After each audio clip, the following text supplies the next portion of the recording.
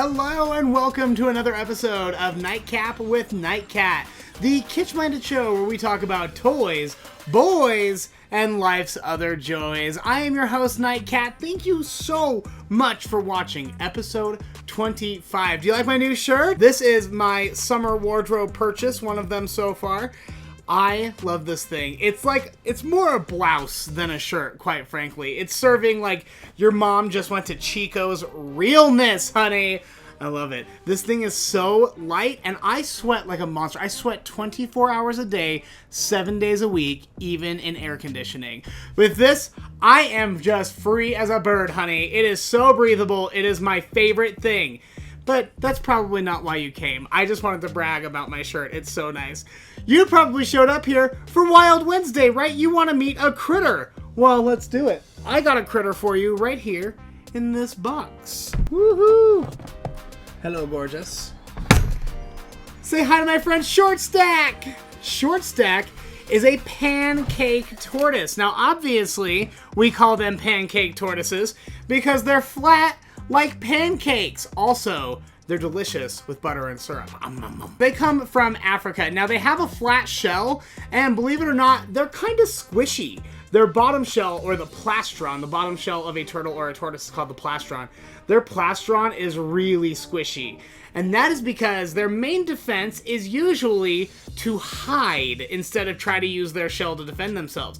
So they will crawl in between rocks and really wedge themselves in, and then they blow up like a balloon. That way, no matter how hard the predator tries to tug them out of the little hole that they've dug themselves into, they can't get them out because they're wedged right there between those rocks. So this flat shell helps keep him nice and protected. Also, it's still pretty hard, so that'll keep him protected from most predators who can't bite through a bone, except for birds. Birds like to gobble these guys up. The way they do it is they swoop on down, they'll grab hold of a tortoise, and they fly them really high. High, high, high! And then they drop them. And they blow up. And then they go down and they gobble up all the insides, the innards, the guts. This guy's basically like a big meat gusher for a bird. Now, a lot of people think that tortoises are slow because their shells are really heavy, and their shell has something to do with it. Their spine and their ribs are fused to their shell. Like, that's a part of their body. It's not like a hermit crab where they could crawl out and find another one. Their shell is their body, which means that his shoulder blades, if you feel your shoulder blades, I used to be able to feel mine too, and then I found Taco Bell and there went that. But if you can feel your shoulder blades, you can feel that it's on the outside of your rib cage, right? So we've got a big wide range of motion. These guys, their shoulder blade is on the inside of their rib cage. So while we're like, woohoo, they're more like, woohoo, eh. They just can't move very fast because it's basically like those arms are pinned up underneath that shell. But like I said, that shell offers him an awful lot of protection. So what he loses in mobility, he gains a lot in armor. Ugh.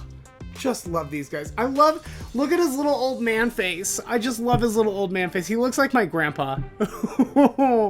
So cool. Anyway, you can check out all of the other amazing animals we have at Scales and Tails. You can even book me for a party. Just call Scales and Tails, book your party, and request Jackson. That's my real name, by the way. My parents did not name me Nightcat. Nightcat was bestowed upon me. But if you want to have me for your birthday party, I could bring something this cool, and it would be amazing. You can find out more at scalesandtailsutah.com. All right, we're going to put him back. Everyone say goodbye to Short Stack. Bye, everybody. Ooh, I don't know why he's a ghost. He's more like a flying saucer, I think. All right, in the box with you. That is Short Stack, and that is Wild Wednesday on Nightcap with Nightcat. I think it's time for us then to dive into the stupid news. Let's get into the litter box. Ew, what stinks in here?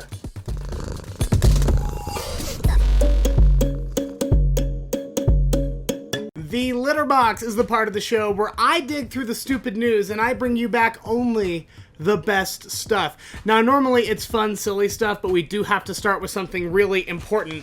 That monster, jello-y, pudding-y monster, Bill Cosby, is out of prison. So he was released after serving only 2 years of his 10-year sentence that he got for sexual assault.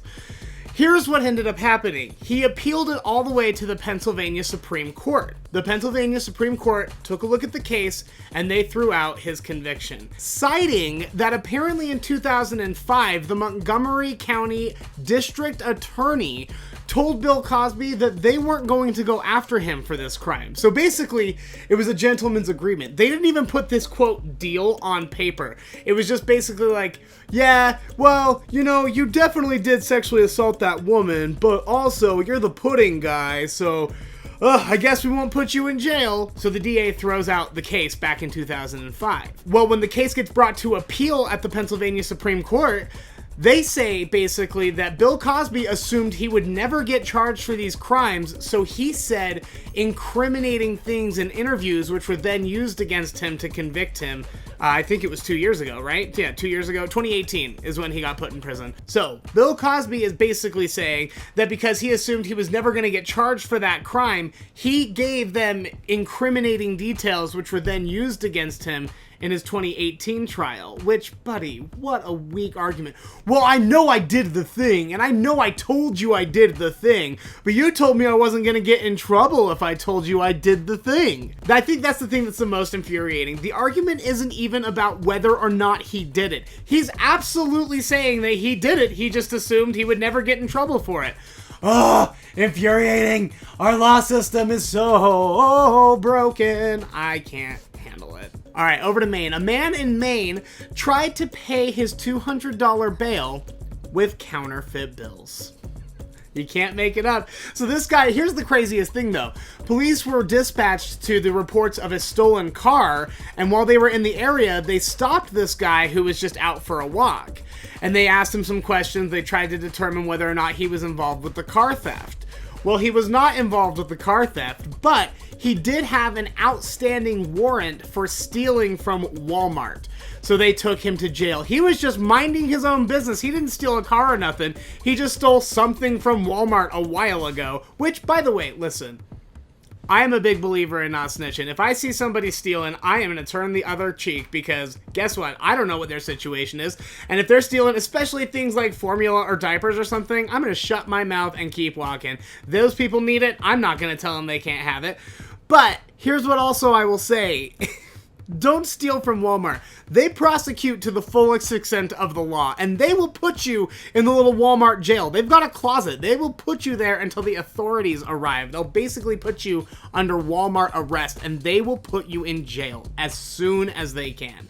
Do not steal from Walmart. They don't play around. Not because I think morally it's the wrong thing to do. I think Walmart is a disgusting entity, and if you were going to steal from anyone, they would deserve it the most. However, I don't want you little sweeties going to jail, that's for sure. Anyway, that's not what we're here to talk about. So this guy ends up getting put in jail, and he has to post a $200 bail. He does this when the bail bondsman arrives. He gives him the $200. They were both fake $100 bills. I think what he had done is he bleached the bill and then printed a 100 on top of it, because a lot of times people just check with that little pen, and if it's still like paper money, the pen will turn gold instead of black, which is how you can tell whether or not it is a counterfeit. I had this happen. One of my employees, God bless her, oh, sweet, sweet angel, she took a counterfeit $100 bill. The thing is, they had bleached a $5 bill and printed a 100 on top of it, but you could still see the $5 bill underneath it. There is absolutely no way this employee looked at the bill even a little bit because it was such an unconvincing counterfeit. And I got in a lot of trouble because someone doesn't know the difference between 5 and 100. The guy obviously got put back in jail with additional counts for forgery. You make a bad situation worse sometimes, you know what I'm saying? Police in New South Wales, Australia had to rescue 2 nude sunbathers after they were spooked by a deer and got lost in the woods. Very, very Australia, if you ask me. So the men were out, they were sunbathing, and suddenly they hear a deer, or they see a deer or something, and it spooks them, so they book it off into the national forest. And they end up running so far and so fast that they get lost. So they're naked and afraid for a couple of hours before they're able to track them down. Police finally found them and returned them back home. But they did fine the men, not for nude sunbathing, but because they were breaking COVID restrictions. There is like a wild outbreak of the Delta variant of COVID-19 in Australia right now, so there are like immediate hard lockdowns, no one's leaving the house. And these guys decided to go to a secluded beach for a naked beach day. And then I'm assuming drugs were also likely involved, because I feel like Australia, if you grew up in Australia, all of the wildlife is trying to kill you all of the time. You wouldn't be spooked by a deer. These guys were probably on something and ran into the woods, could not find their way back. It's just so good. A real life Naked and Afraid. Surprise! Naked and Afraid. And finally, a man in Tulsa, Oklahoma. Well, he had to be rescued from a tree after he tried to rescue a cat from a tree. The guy's cat ended up getting out of his apartment and climbed so high into this tree, they tried repeatedly, come on, get on down here, kitty, to call him down out of the tree. Couldn't get the cat out of the tree. So this guy climbs the tree, tries to rescue the cat so it doesn't get hurt upon re-entry, because it is up in that tree, right? Well, the man climbs so high that he looks down and he realizes, oh, I can't get down either. So no wonder the cat couldn't get down. They end up having to call the fire department, and the fire department brings in a ladder and raises it up where a firefighter was able to rescue the guy. The guy grabs the cat, puts it into a backpack, zips it up, and just waddles on down this ladder with the cat in tow. Luckily, they both found the ground nice and safe. I guess you could say they landed on their feet? Huh? It's stupid. I don't know. That's a lame one.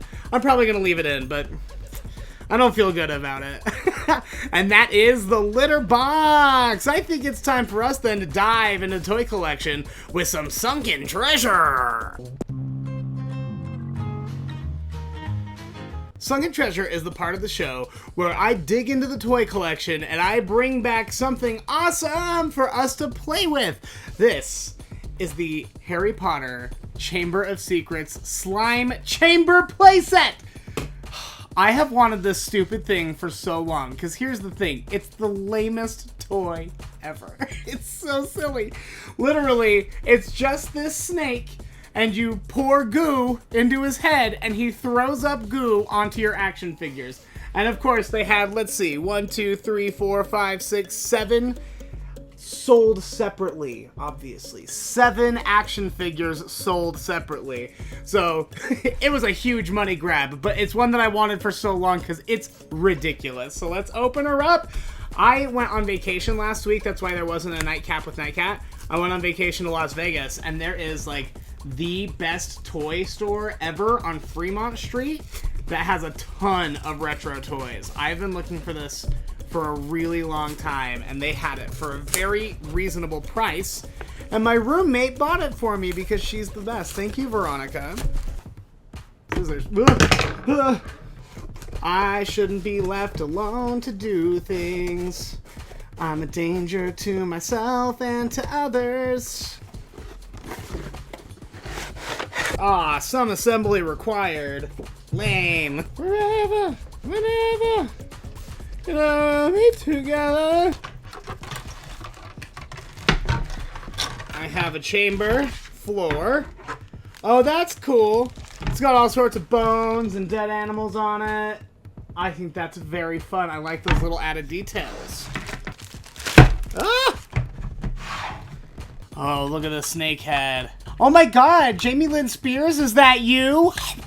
I always assemble these things without looking at the instructions. And then I'm like, why can't I ever figure anything out? It's because you don't read, Jackson Carter. That's why. Well, for God's sake, how does this work? What? So he's got a little head compartment.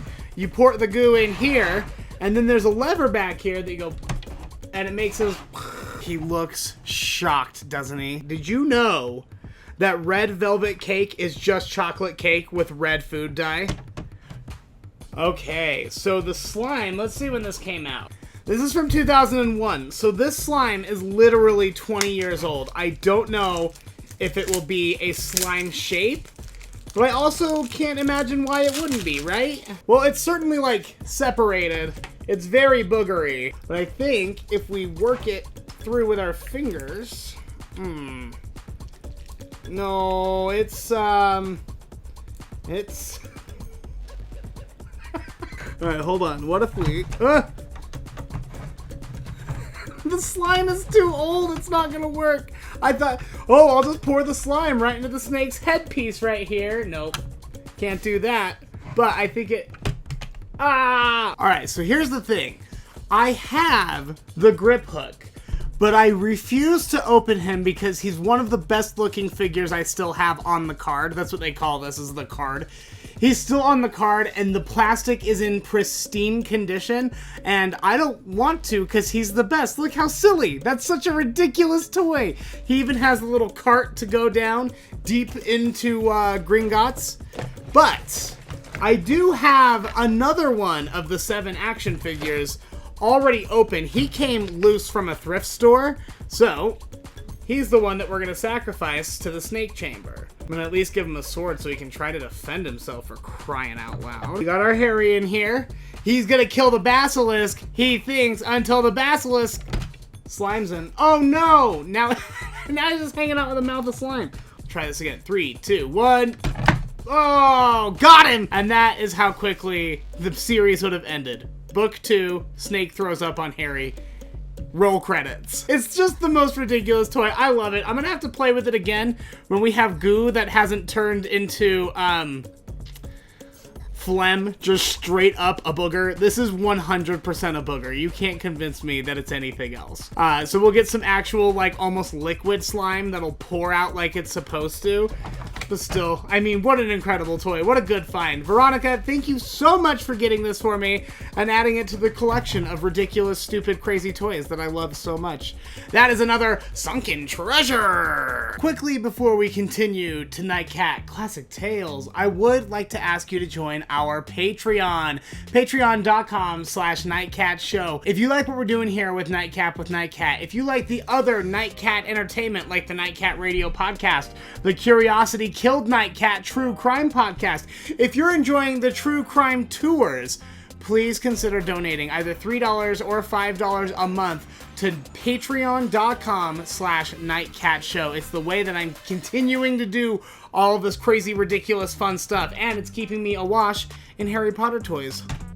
And if you are interested in true crime, we still have room on tomorrow's Nightcat True Crime Walking Tour. Get your tickets at the link in the description of this video. Look for linktr.ee/JacksonWitt down near the bottom of the description. If you click on that, there's a $5 off coupon. I would love to see you on a tour, even if it's not tomorrow. If you can book ahead of time, I'd love to see you out there. They are so much fun, and I'm going to teach you some amazing things about this crazy city here in Salt Lake. Hope to see you soon. All right, it's time then for us to get into another Nightcat Classic Tale.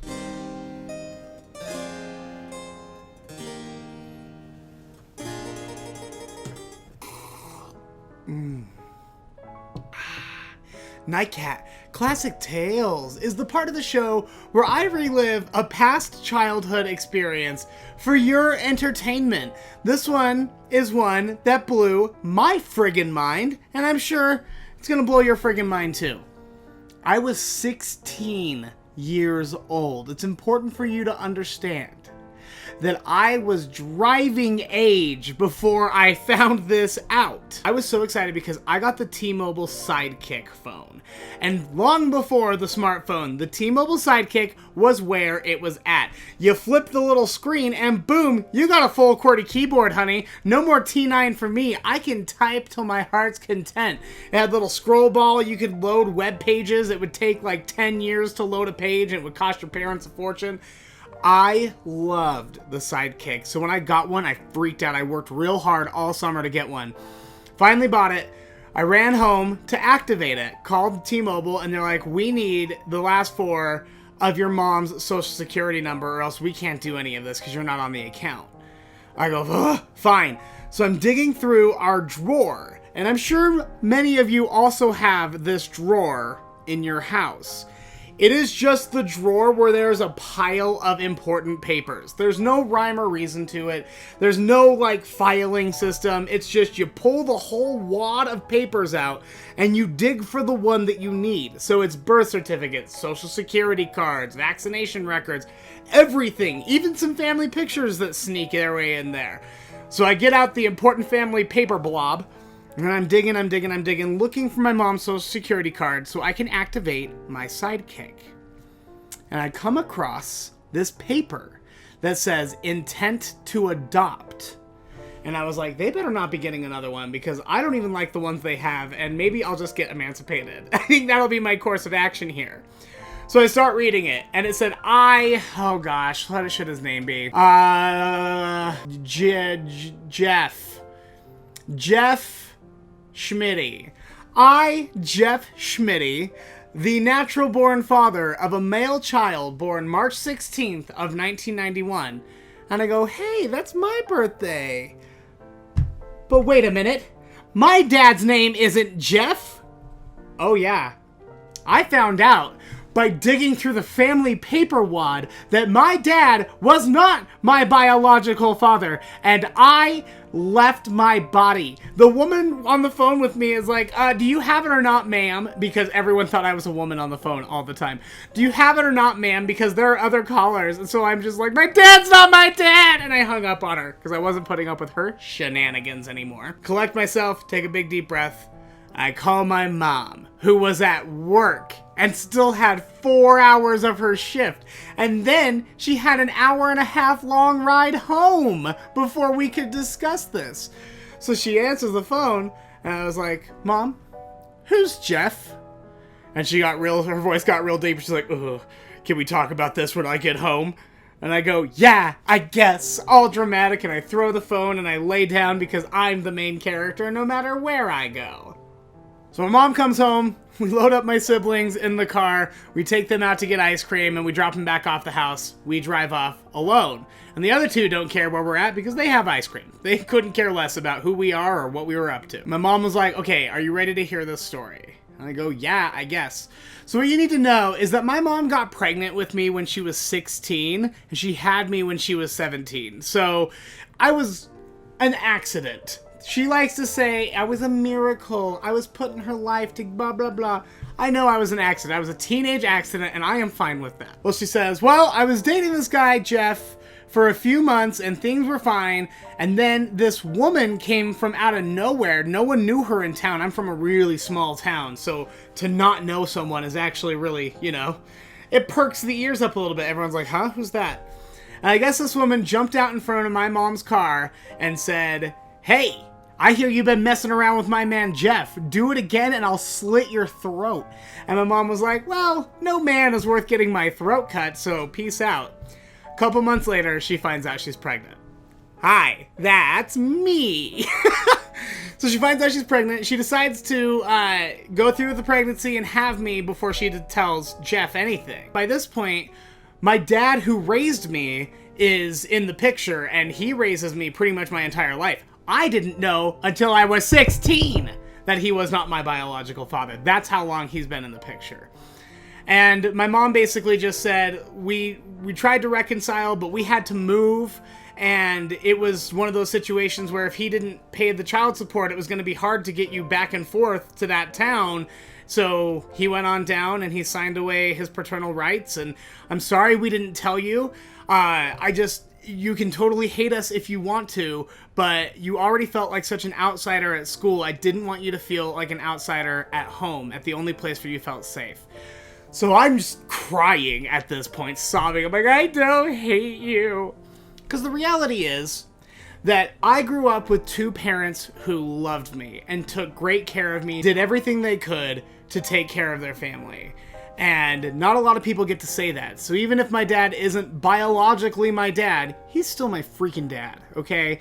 And I got really lucky. I had great parents. Now, here's the thing. When I was 18, Jeff's dad commented on one of my Facebook profile pictures and says, we've been looking for you for almost 20 years.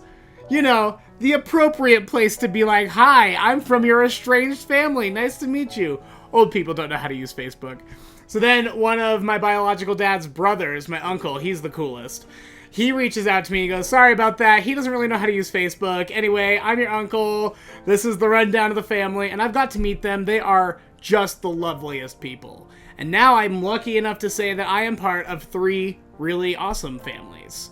And not everyone gets that privilege. I'm really, really lucky. So it might have been horrifying and definitely not the correct way to find out anything. But I got lucky in the whole situation. And that is another NIGHTCAT Classic Tales. I think it's time to tuck you little night kittens into bed with some warm milk.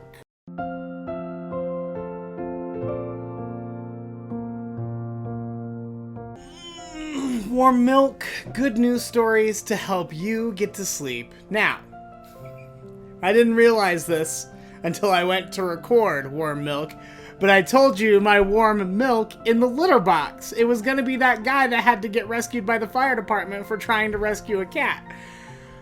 So instead, I thought I'd play you one of my TikToks. Now, here's the thing. I have been doing very, very well on TikTok. I told you a couple of weeks ago that I was working as hard as I could to get 10,000 followers so I could join the monetization program through TikTok so I could get paid to make videos.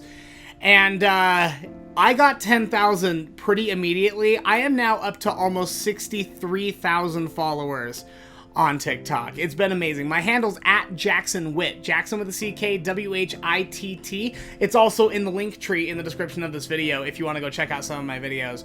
But this is one that I am really proud of. I think it turned out great. I had to go hunting to 6 different thrift stores before I finally found an easy bake oven to make this video. But I had an idea and I had to see it through. So please enjoy my Easy Bake Oven TikTok.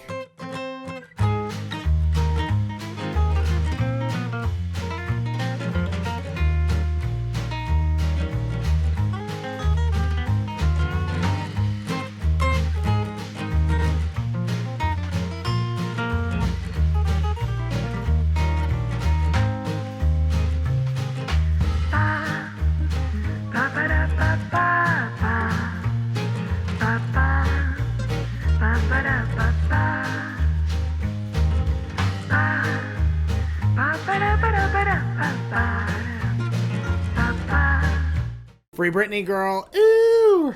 And that is Warm Milk, another episode of Nightcap with Nightcat. Thank you so much. If you haven't already, please subscribe to this channel, like this video, and don't forget that we put the audio from all of these episodes up on the NIGHTCAT Radio podcast. Look for it on your favorite podcast directory. We also do a true crime episode every Friday called Curiosity Killed Nightcat. That, by the way, is now on its own podcast feed. So, if you look for Curiosity Killed Nightcat or NIGHTCAT Radio, you'll find all of that delicious content over on your favorite podcast directory. Check it out. You're going to like it. Don't forget to subscribe, rate, review those as well. We've got more true crime tours coming up tomorrow, Friday, and Sunday. I would love to see your beautiful faces out on the street. So please come on out and check. Let's talk about murder. We're gonna hang out and talk about murder. It's gonna be real fun. All right, that's it for me. I gotta get the tortoise back to his home at Scales and Tails. Until next week, bye. Bye.